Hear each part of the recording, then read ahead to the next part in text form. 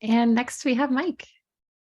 My early explorations into AI consisted of making weird art with models like StyleGAN, Deep Dream, Style Transfer. But now, several years later into the evolution of AI, I've found myself using AI out of convenience, practicality, from my coding, design, and writing work. The tasks for which I've enlisted AI include making logos and icons with Stable Diffusion, writing web copy with OpenAI, performing voice authentication with Microsoft Cognitive Speech, and writing code with GitHub Copilot.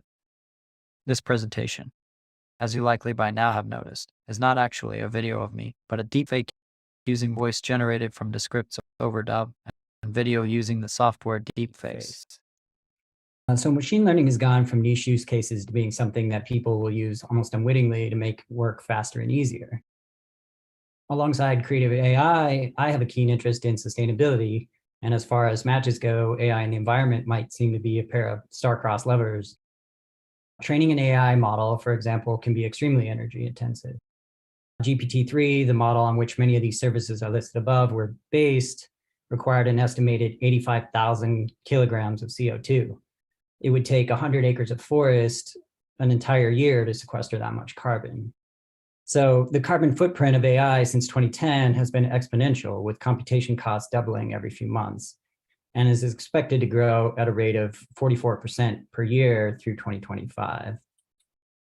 Someone asked a good question in the environment Slack channel about how much energy is expended, not in training models, but using them in services like Stable Diffusion. So I did some digging and I found a Python library called Code Carbon, which can perform an estimation of your code's real-time carbon costs. Running Code Carbon, I performed tests on Stable Diffusion to generate images, and the output after about 5 minutes was 1/3 of a gram of carbon. In other words, I could use Stable Diffusion for about 3 hours and it would be the same as charging my phone for an hour. So running Face Swap, the software I used to generate that deepfake, calculated a per hour usage of about 500 grams of carbon. So that's equivalent to charging about 64 smartphones. I reached out to Sasha Lucioni, a research scientist of ethical AI and author of Code Carbon, and she said that unlike model training, machine learning inference is tough to estimate. It depends on the size of your GPU, how many requests it's receiving, and how efficiently you optimize your software. But the biggest factor might be where your GPU is getting its energy. So I used another tool and learned that training a model for 100 hours in Google Cloud's Asia South region would consume 46 times more carbon than a GPU in the Europe West region. That can primarily be attributed to the fact that Europe West is using renewable sources of energy and Asia South is using fossil fuel. However, it's important not to forget the carbon reducing potential of AI, such as traffic and energy forecasting, reducing system waste, environmental monitoring, lots of other things. Sam Altman of OpenAI predicts the future might be one in which we're leveraging primarily pre-trained models versus training these models from scratch, which is much more energy intensive.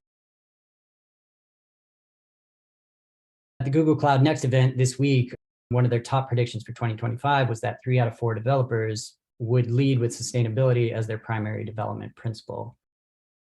On the future products team, we're thinking about ways to leverage AI responsibly, including minimizing the environmental impact of the things that we create. One particular open source contribution I'd personally love to work on with other Mozillians is a JavaScript library that makes interfacing with Code Carbon a little bit easier.